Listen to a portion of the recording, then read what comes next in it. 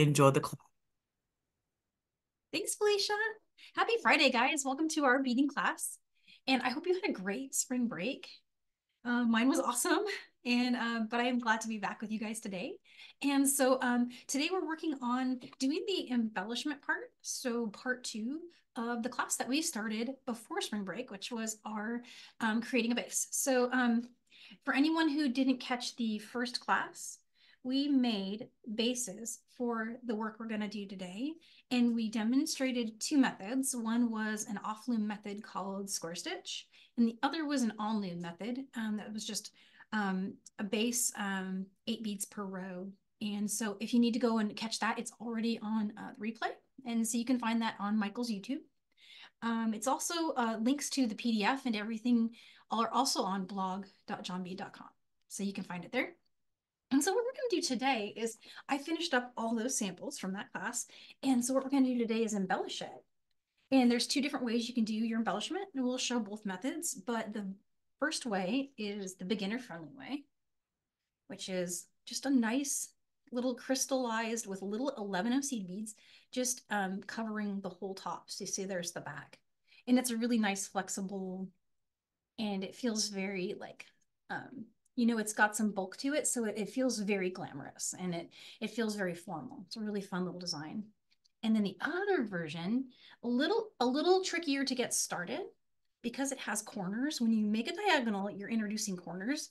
And I'm going to share how these samples were done. And then another thought that I had while I was working on my second sample, a couple of different options you can try for your corners. All right, so yeah, that's all the pieces so far. So what you're seeing here is an up close of all the steps. So last week, for making it easier to see, we worked with these bright colors. The original samples were worked with either clear or silver lined. So that's transparent crystal. And this was the silver lined. And those were the ones that we just did for the demo samples that just really sparkle. They look very cool like that. So here's the silver lined, and here's one with the clear. So you can see how they all come out once you've got the top on them. This was a square stitch base. And again, this one was the square stitch. And this was the loom. So you can see once it's off the loom and it's all ready to go that they're almost indistinguishable. I would say the only way you can really tell whether you loomed something or square stitched it is just it's a little more flexible when you loom. So you see this one's just a little more, you can almost flatten it completely. But like this one, you can still flatten it, but it's just got a little more red passes on the side. And it's just a little more, I would say, less stretchy, more bulky. And this one's a little more flowy. But as far as results go for what we're going to do today, they both work great. So whichever one was your favorite, you can finish up your base if you haven't already. And then everything we're going to do today, you just use these. Okay, and so this one here was the loom base we started last week in class. And I finished that one up and I added the little endings. So we also did this addition of this little seed bead loop. We did that in class last time too. So you can, if we get time today, I'll review it again, but I think it's, you just make a little loop out from the end with the thread you have left over, reinforce it, and then you just weave in. But I'm happy to answer questions about that. And so, yeah, let's just dive in. I was thinking, so sample used 4 millimeter crystals and two colors of 11M. And I went with the Toho because I just love these purples. It was a color choice. You can use basically any beads you want. I think 11O lays a little bit best. And as far as counts, these counts are very easy to figure out when you're getting started. You can just measure and see what looks good to you as you're getting going. So if you use a different kind of bead and you might need to adjust the counts a little bit, it's not hard. It's really easy to do. So this is really customizable.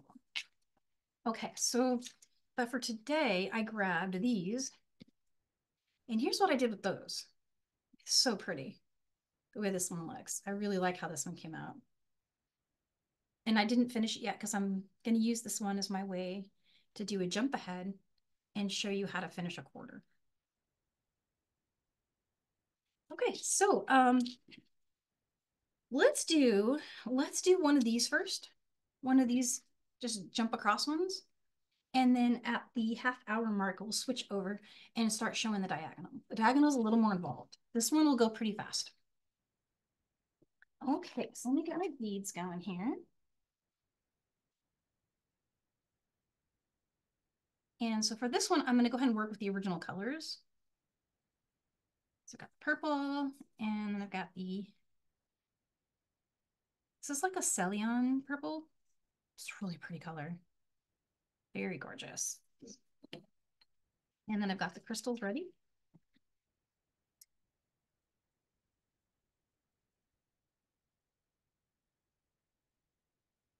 All right.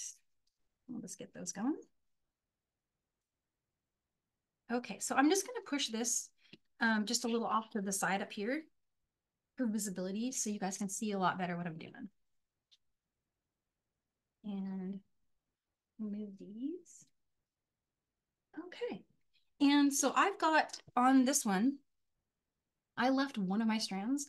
And so from part one, it was suggested that if you have a long strand remaining, and in the case of this one, because it was one of our loom samples, I had a really long warp thread that I could just save and use. I used the other, which was the leftover weft thread, to do this little connection. Same thing on the beginning, I used the tail to do that, and the rest of it was woven in, pulled through and woven in. And so now I've got about, this won't be enough, but it's very close. So we're going to end up adding thread, but it'll get us pretty close to like the middle. So just starting with this, what we got here. And also in case anyone that wasn't here last week, the thread that I used is Wildfire 0.006.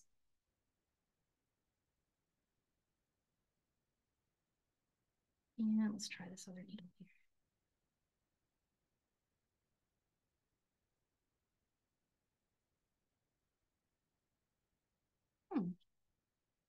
Okay. I'm going to trim it.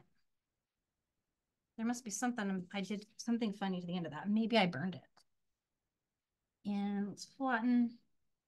Sometimes which can't remember why I would have done that on the end, but here we go.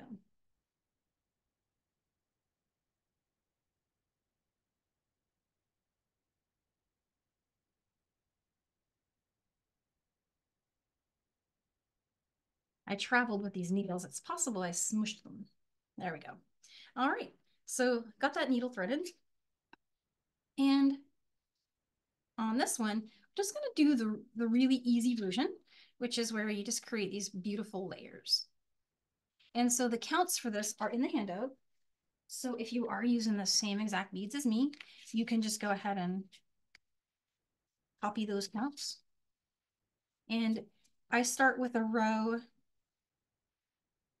of the 4S11, 1B4, and then 4S11. Looks like that's how I kicked it off there. So we'll grab these.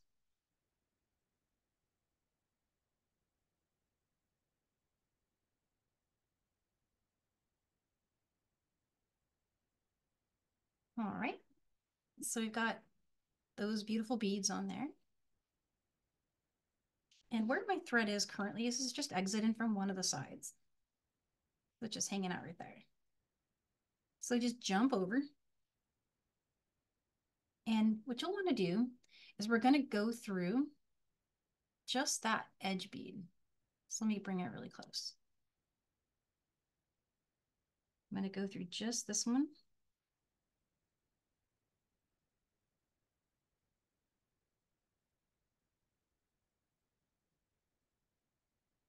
And it's going to pull that tight. And this is the little spot where you want to test your counts.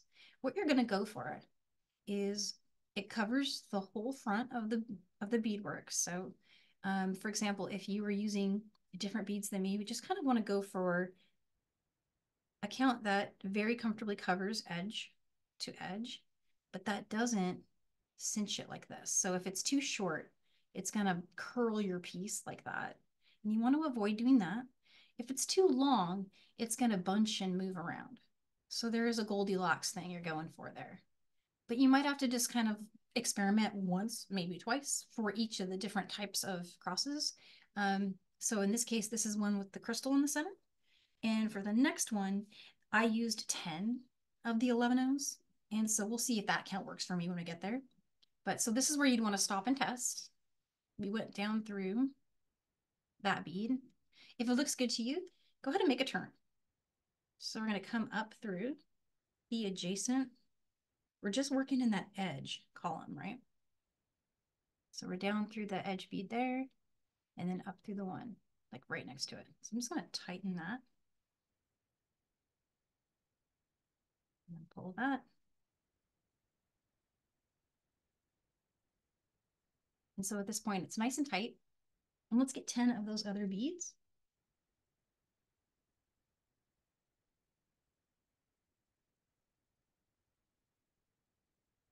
There's those. And I always just break them into 5 by 5 and just make sure I've got 10. Okay, same thing here. We're just gonna jump over across and then come down through. This is the next bead in from the end.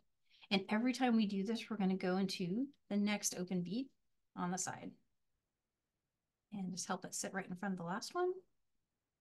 And if this is your first time testing the count for the one without a crystal, just double check it. And once again, you wanna make sure it's not causing this part to curl in a C shape. And it's not, you know, too much on top, like where it's overlapping the other ones. So it's super, super easy. And once you get the flow of it, you'll just be able to enjoyably stitch this without really having to pay attention, which is a really nice project. So I'm going to come up through the next bead in the next row and use medium tension. Even with the correct counts like that, pulling really, really tight is going to give you some warp. It's going to bend the base. You don't want to bend the base. And then in this design, really super simple, easy design. It's just alternating. So one row with a crystal and one row without. And if you like that, this is all you have to do. But you can change it. You can get creative, like, and add all of your own embellishment ideas. So there's this one. And again, when you're entering the next bead, you want to be headed.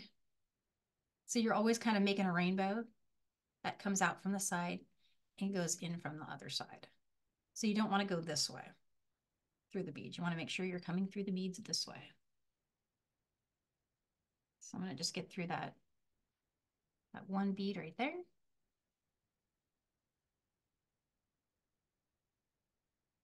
And then just making sure it sits right on top.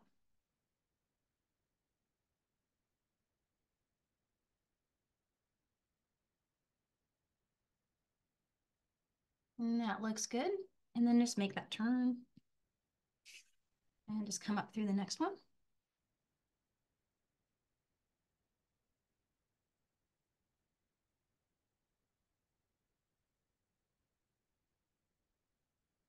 And that is really all there is to it. I'll do another one so you can see it start to come together. It's really pretty when it's done. And it's really all you need to do. And it just looks very full, like just a very hard worked on design. When you're done with it, it just kind of looks magical, I think. So there's 5 there.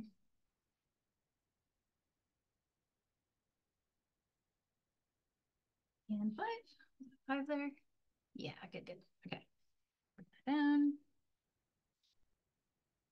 So it sits there and just go ahead and bring it over. And you want to come through the next bead over here.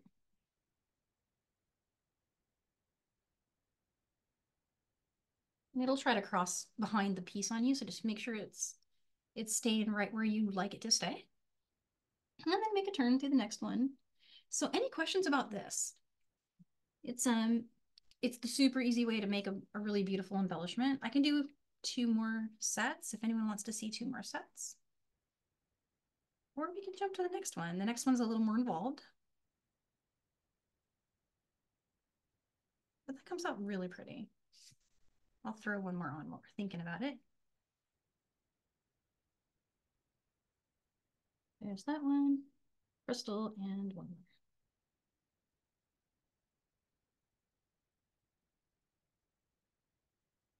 So there's the 4, crystal 4.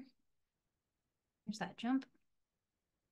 The things to look out for are crossing your threads. The other thing is making sure you don't skip or double up on edge beads. So it should be 1 for 1. You should have one coming out from every bead on each side. And oh, okay, check this out, guys. Look what I did. See?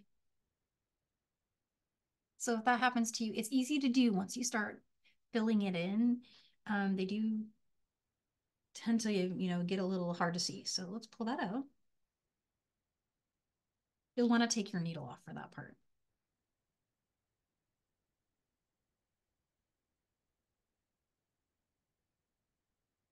And let's make sure I'm going through the right one.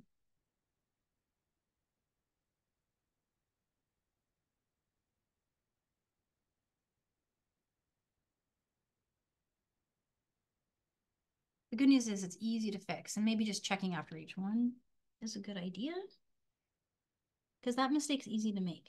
And it doesn't really hurt it, that much. You just might get a little bit of a little different symmetry, but it'd probably still work. Yeah, so there it is. That is the beginner-friendly way to really do a nice, cool-looking embellishment. It wears really pretty. It's just really fun to see. It's sparkly too because of all that shine. These beads underneath with the silver line, they really shine underneath this purple. I was really impressed with it. Thought it looked really cool. Okay, so I'm gonna just really quickly set this one over here. And I'm gonna move these beads out of the way. And let's bring out the other samples. So, I mean, other one, I had it set up so that you could see a little better what I'm doing with these brighter colors. It also demarcates every row. We stitched it this way so you could see easier row by row. And here is a started one. So what I'm going to show is starting the corner. And I wanted to also highlight that when you do the corner, if you want the crystal to go all the way to the edge and you're still centering it, it is going to do this little thing here. See, it's coming up to where it kind of, if you're looking at it in a flat view, it's going to come in like this, come down here, and then it's going to make a little turn in direction that way. Let me show you on the other finished sample.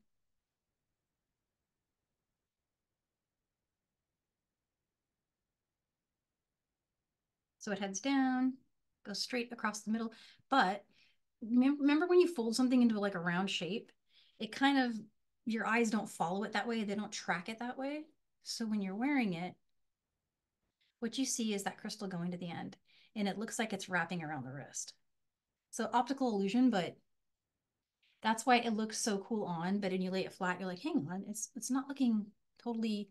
So there is a way that you can, if you don't want to use crystal right to the corner, you can, after the main row, which is the row that covers the full bracelet, and I'll show you as we get started what I mean by that, but what you could do is you could start with just seed beads until you get to this first round row and then introduce the crystal if that doesn't look good to you.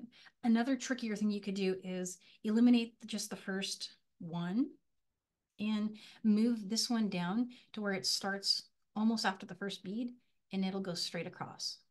So eliminate either the first, I would eliminate the first two and then start this one after like bead 2. After you've made this and you look at it closely, you'll know what I mean a little more, that it's possible to.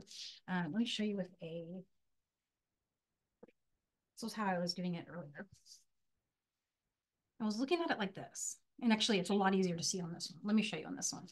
Okay, so this is the first full row. This one right here. So that's your first full row. And everything's perfectly centered. It starts doing the warp to the corner here.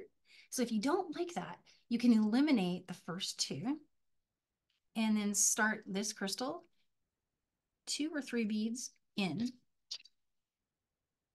So it currently starts with 5 beads. You could go 1, 2, 3, then the crystal, and then finish out the end with the rest of the beads. And that bead would put that bead right here, roughly. And then you would just want to have the corner be all seed beads. So that's something we can play with and see if we like it better. But, and I do have another sample where we can start it and see it. So we'll get there. But I wanted to mention that just in case anyone's working on it. They're like, hang on, that's actually the way it's designed. And when you're wearing it, that curvature, the curvature of your wrist, it just kind of looks like it's flowing around like that. See? So it has a much better look when it's bent. So let's start. I have another one over there. So we can start this twice. I've got this one and I've got this one. So we can see more than once this next step. The next step is, I don't want to say it's tricky, but it's just kind of, it's, you have to count and you have to kind of play with it a little bit. So let's get our beads out. And I'm, in this case, just for bright color, working with this turquoise Ceylon, and then I've got a bright yellow. So our bright yellow will be the accent, and the turquoise will be the one we throw our crystal onto. And I worked with an emerald for that, all the way down the other one. All right, so diving in, again, this is another one where I left a really long tail. And I'm just gonna flatten the end of that.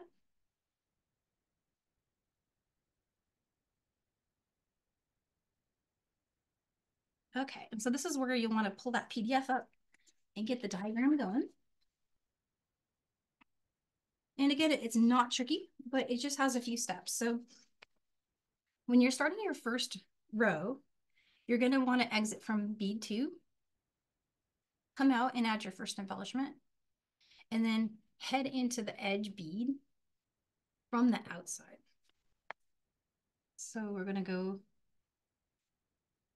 sticking with the crystal. Just 1, 2, and 3. And actually, before you do that, double check you're exiting from the right bead. I'm not, so I just need to get there. And in the case of this one, I'm just going to go ahead and jump over and go through and just bring me right there.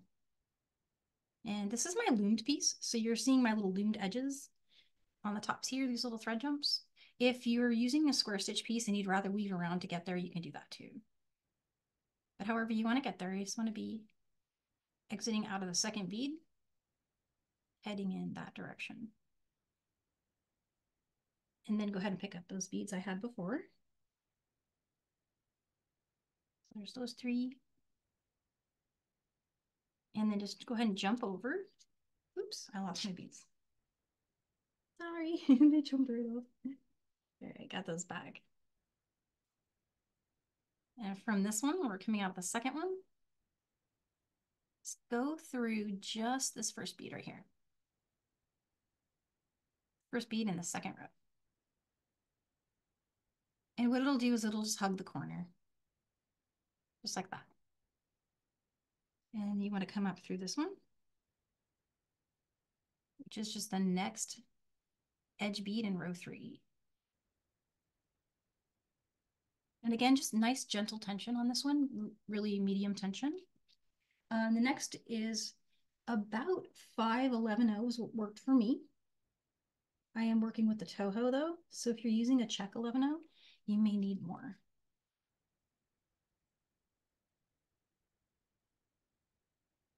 And then go ahead and just jump down to bead 4 and go through it. So you've got 1, 2, 3, and 4, and go through bead 4 from the top to the bottom. And I'm just kind of calling the top this side and the bottom that side, but it's just you want to be heading that direction through the bead.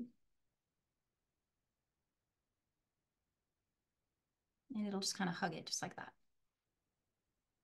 It's got a really pretty little corner started. All right, so now we need to head back up this way. And in that case, the counts that worked for me were 3 of the color A 11-0. So there's these here. And then you get 1 crystal going and 3 more.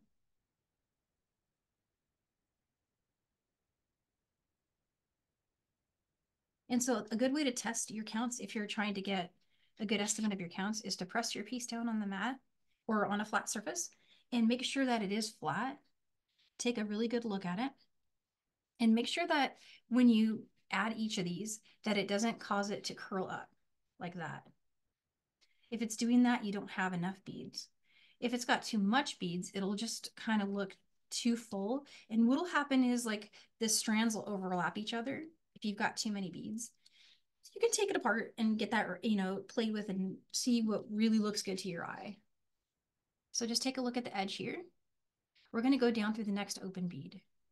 So we've used those beads and we're going to go down through the next open one.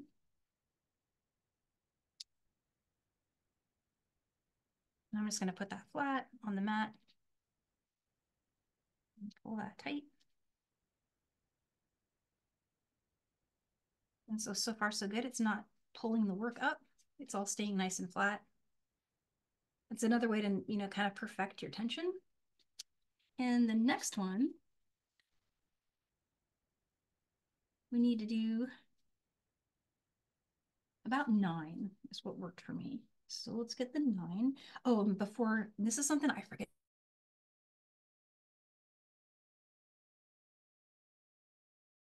So I went down through this one here. And I keep forgetting this too, so I think it's a common thing. It might happen a lot while you're working. So just making sure you did your turn first. Exit from the next bead. So really it's the same process we were using for the straight across diagonals as with the diagonals. It's just that you got to remember to do that turn and then this corner thing.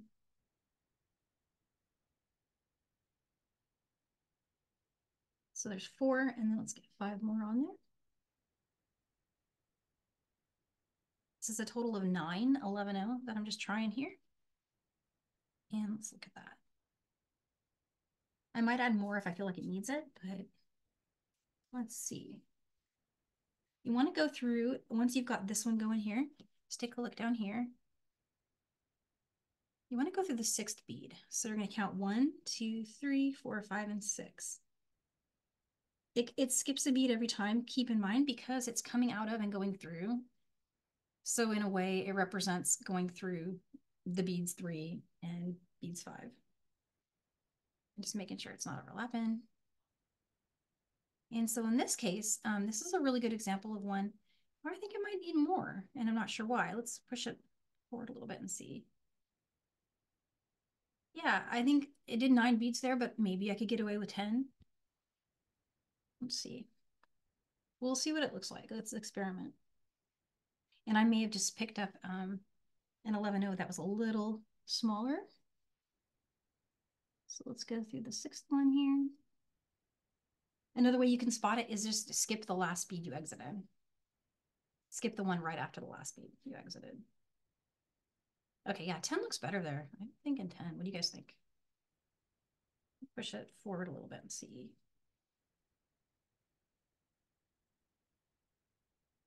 Yeah, it looks good. Okay, let's stick with that. Stick with 10 on that one. Next one's going to be 5, crystal and 5.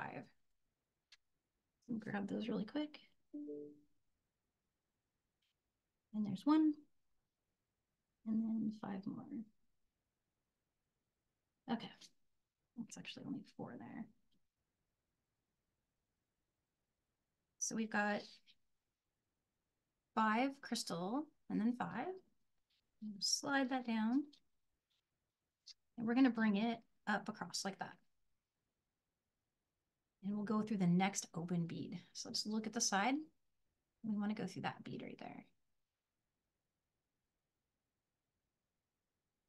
And bring that down. I'm actually going to work with it flat so I can get my tension right. It really helps a lot if it's flat when you do this part. And I think that count looks really good. Let me show you up close. It's a good count.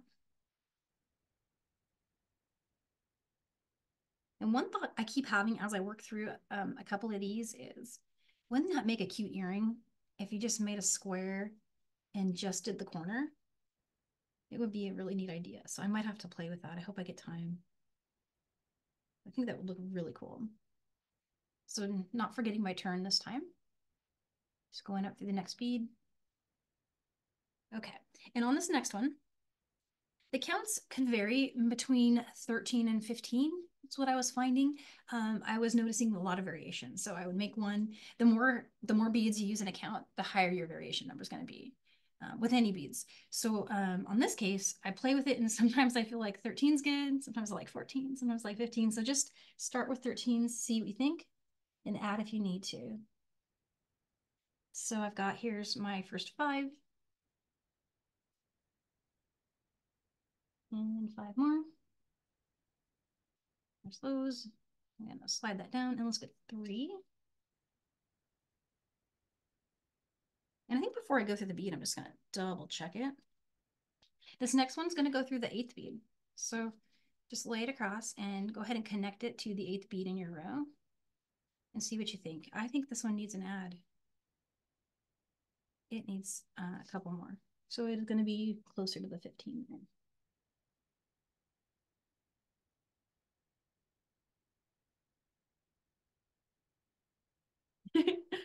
Oh, that's Susie posted something funny. I'll have to get her to explain that one. I might have missed the beginning part of the chat. Okay, so now we got this one almost ready. See how that one's going across? And I'm gonna go through. Oh, I just got it. Susie, I just got it. Sorry. No, I get it. Yeah, the needles are dangerous. They are. They are.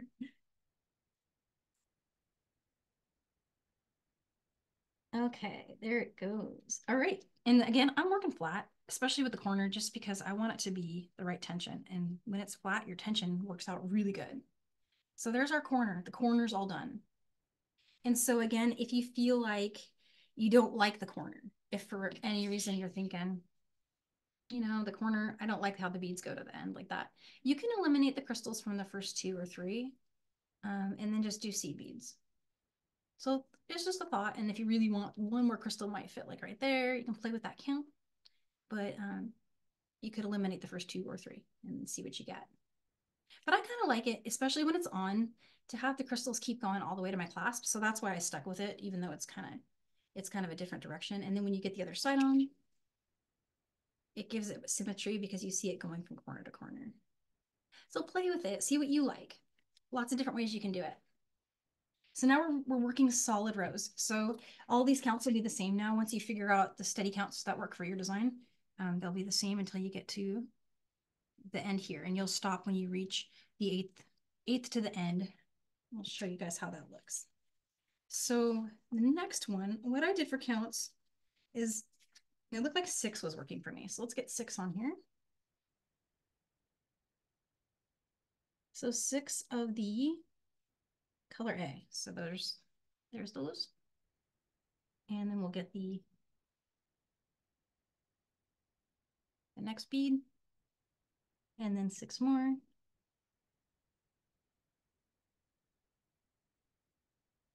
And we're doing great on time, kid, because I want to finish one today. All right, so this one will be exiting from the edge. So it's our first full row going across. I'll push that away. And so we're just going to bring that over, go through the next open bead.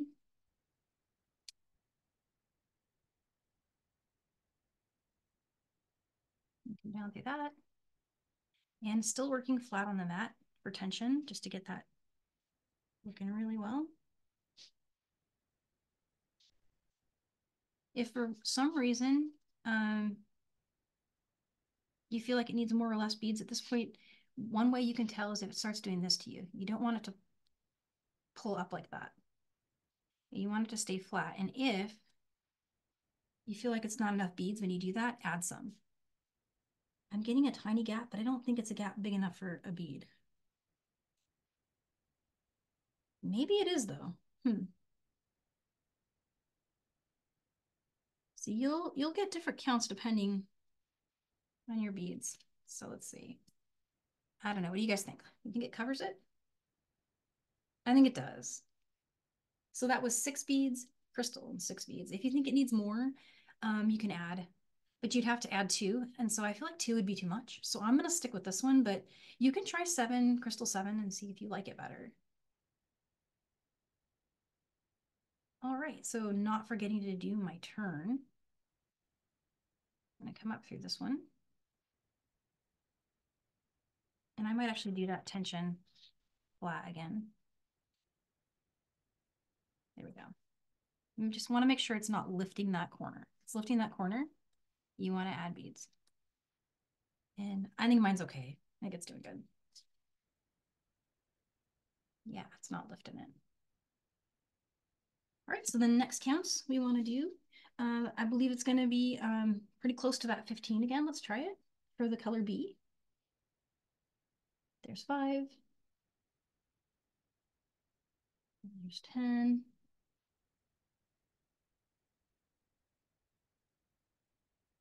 There's 5. All right, let's take a look at it. I'm going to make that 16 and see what it looks like.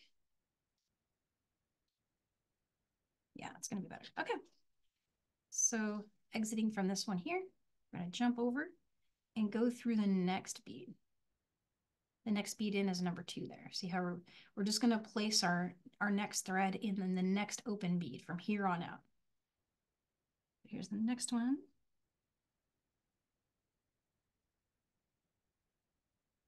And I'm going to make sure my thread stays on this side of it.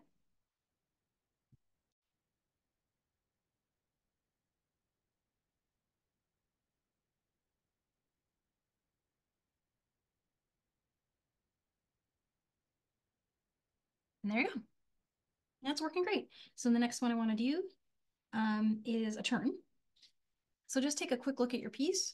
We're going in through bead number 2 there. So we want to come out of bead number 3.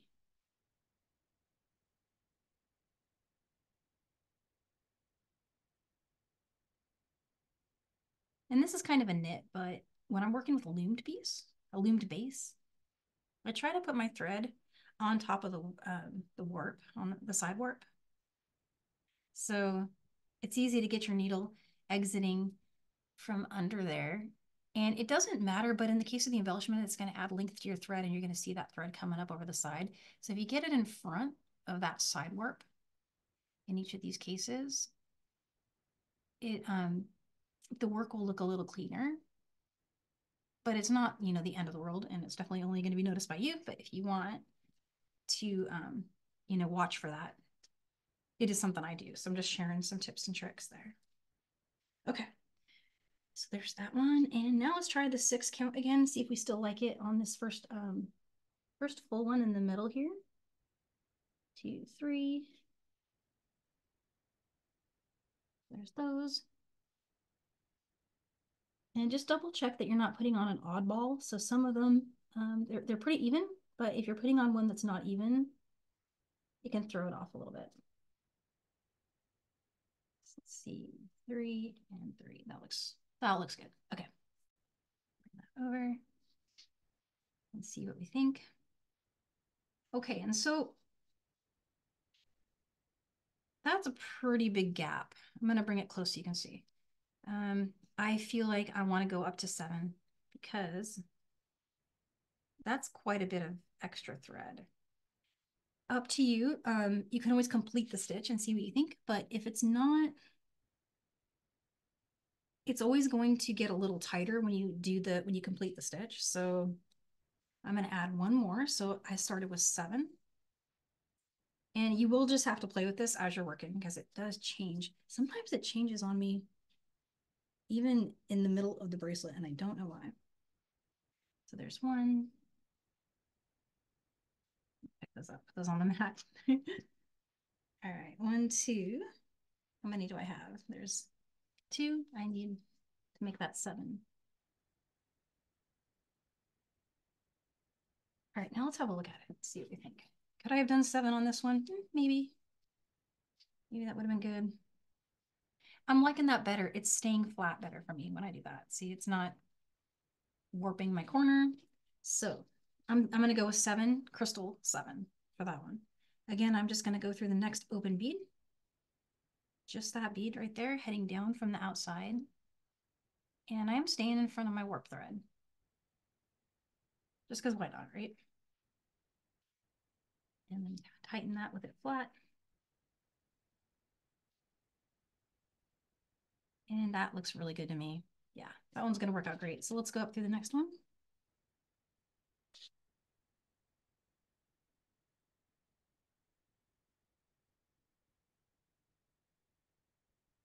and so on. So we were doing 16, I believe, of the other color. Let's get one more of those, see how we like it.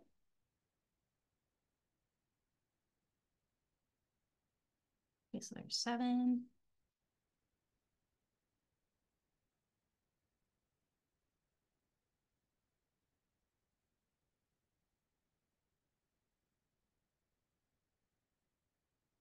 And 5. Okay. And every time I'm just testing it. Yeah, that's gonna work. Okay. And then just making sure not to double up. So I'm gonna look over here and see what my next open bead is. And the next open one is this 4th one right here. So let's go through that one.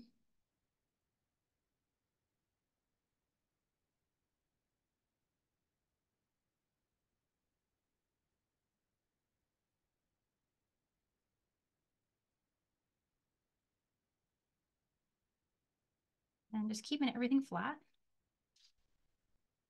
Yeah. Yeah, it's working. It's working. Okay, so let's look at the turn. The turn's tricky when you've got these beads here at the bottom. It kind of covers up the spot you're trying to turn through. So you just got to kind of move them for a second and look. And I'm going to try not to go under my warp thread there. So coming right out of those beads. And that is all there is to it until you get to the spot where you start having to form your closing corner. So from here on out, it looks like the counts I felt happiest with using these beads was 7 crystal 7 and 16 color B. But with the disclaimer that you're going to have to play with it, and I have gotten different results even working on the same bracelet. So it's just like, yeah. And you just want to play with it as you go. Just kind of see what counts work for you as you're working. All right. And so how do you know when to start making the next corner? It will just tell you. So you'll reach on one side, you will reach the edge bead. And that's really the best way to tell. And on this side, you'll have 8 free beads. And you'll just reach this last one. Now, if by any chance, and I'm sharing this for anyone this happens to, so you know it's not the end of the world. If by any chance you did a boo-boo, and somewhere back there you doubled up on one of your ends, which I know I did on this one. I just got to find it to show you. For starters, the fact that I have to search for it is a nice sign. It means it's not the end of the world, but you do see what I did there. I did it in the very beginning. Because I did that, my count down here is not going to match. So I have 1, 2, 3, 4, 5, 6, 7 open beads when I should have 8. Is it the end of the world? No. I'm going to make it work. But I wanted to highlight that in case anyone's paying close attention and they notice I did that. I noticed it 15 minutes before class. And I'm like, hang on, why do we only have 7? Well, it's because I did that. And so if you do that, it's okay. You're going to make it work anyway. But if you want to watch, just be extra careful not to, double up any of these edges. That's the good reason to do that. Okay, so let's finish our corner. I'm going to just steal this needle really quick. Okay. And get this one threaded. I did have to add thread. And so I wanted to just really quickly touch on that. What happened to me when I was working on this one was I got to about here, and then I ran out and I added. And so a wingspan will get you about half, and then you'll want to add another. So to add a new thread, it's actually the same process for weaving in that I showed last week, or sorry, 2 weeks ago. During part 1, we showed how to add thread on a square stitch piece, and that's how you do it here. Same thing. And it's basically just bring in a new strand and weave it around. And in this case, if you're doing the diagonal, maybe do try to exit from the same spot where your old thread has left off when you add the new. It'll make it easier for you to maintain your continuity account. But and that, having said that, you can still make it work. Okay, so tapering down for the corners. All you really have to do to make that work is copy what we did in the first part in reverse. So we know we're working out of bead number 8 right now. So bead number 8 is actually going to have those same counts I used here, which in this case I was doing 6 beads instead of 7. So I'm not sure why on my other piece 7 was the right number and 6 was the right one on this one. But I'm going to go with 2, 3, 4, 5. Here's 6 beads. Here's my next crystal. 2, 3, 4, 5, and 6. Okay. So string those on. And again, we're exiting from, what I had done here is I had just finished this last row of color B, and I had gone down through that bead there, and then I did the turn and came up out of this bead. And so now I've strung the crystal across. And I'm gonna bring that over. And I'm gonna do one thing here, which is because I made a mistake when I doubled up, right? What you would wanna do here is you would wanna go through the 8th bead over here, right? I'm gonna share my last one because of my mistake. And I'm gonna go through the 8th bead, but there's something exiting from it. It shouldn't be there. So going through this one here. And this is how you save it if you've done the same thing I did. It's noticeable, but it's not gonna make it the end of the world. It's still gonna look. All right. And so that looks pretty good. And go ahead and make your turn. Now you should be coming up through the 7th bead. And remember, you want to be heading out. And I'm going to try really hard to stay above the edge thread there. So it's 1, 2, 3, 4, 5, 6, 7th bead there. All right. And so all we're doing now is we're just doing the opposite reverse order of the steps 1 through 4. So now I'm going to do my yellow again. And I think this is going to be 13 to 15. We're just trying to figure out, I think 15 was ended up being the right number for the last one. So let's try that. Let's see, there's 5. Sort of bring this over a little easier for me. And there's 5.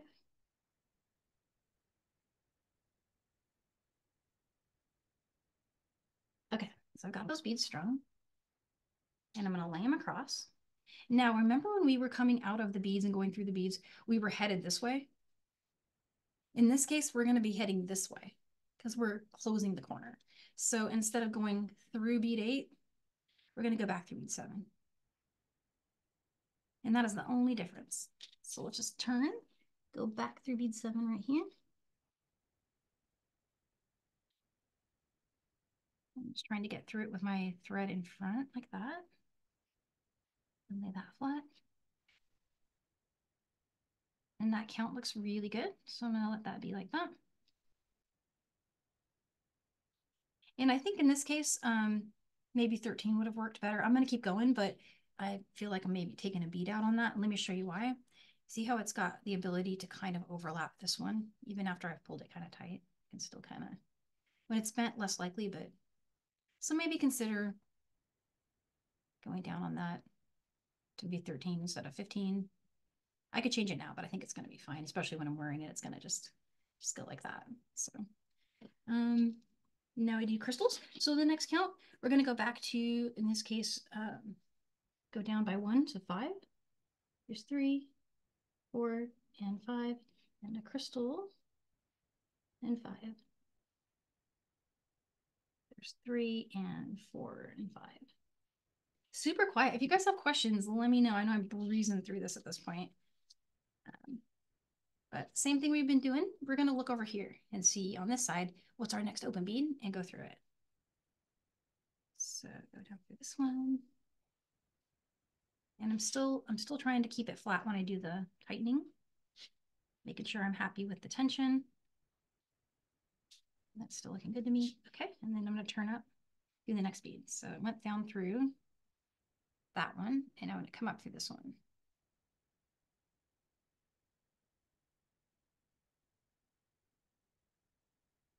Should start going faster now because there'll be less stringing.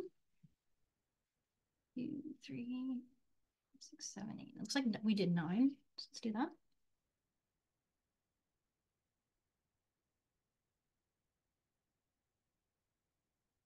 So there's 9 there. And then just lay it across. And so you see how we came out of that bead here? The convention is, it just makes it super easy to remember. So we came out of this bead. So we're going to skip the next bead and go up through the bead after that.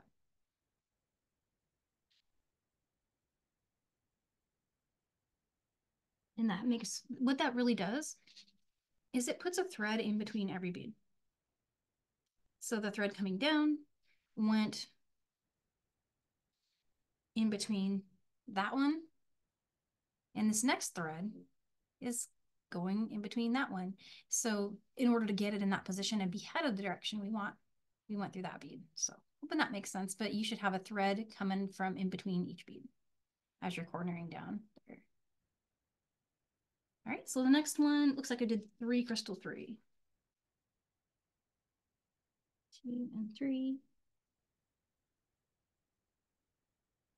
And so I'm going to just really quickly slide this down and take a look at it. All right, so here on the edge, we want to go down through this one.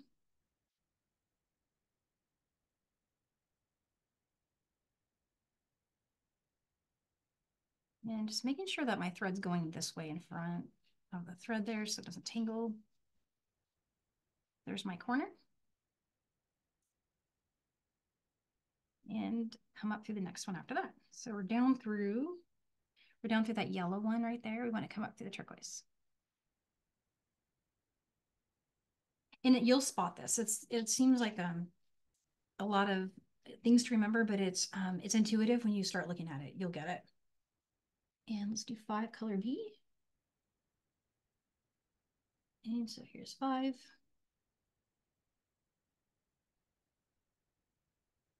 All right, and then so take a look here. We're coming out of this bead here, and see how we have thread in between these 2 beads here? That's where our last one came out of. We want to just be going through here. So to do that, we'll need to go through that bead in this direction. And that's all you got to remember.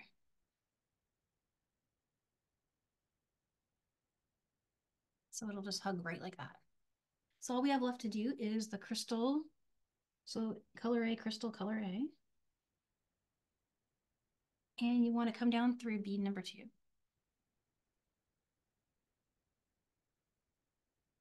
So that's this one on this edge. And again, I'm just going to get my thread to go in front of my needle. And there's the corner, all done. So that's how these were done. And if you like that, feel free to do what we did here. And if you want to do something a little different, again, what you could do is you could stop adding crystals after the last full one, or maybe add one more in the one that's coming out of here. And if you did that, it looks to me like in this case, like 3 beads, then the crystal, and then you would want to maybe add, you'd skip those 2 because the crystal's about the same height as 2 11-0s in this case. So you'd want to just add the equivalent on this side to make it. So you would have one that's not symmetrically strung, but you could do it. And then maybe just leave all of those crystals off. So that's something you could play with if the bend is too noticeable, like the way it kind of like goes like diagonally and straight across and then diagonally. If you don't like that, there's ways you can get around that. But I actually think it looks good on. So when you put it on, that little continuity actually looks kind of good.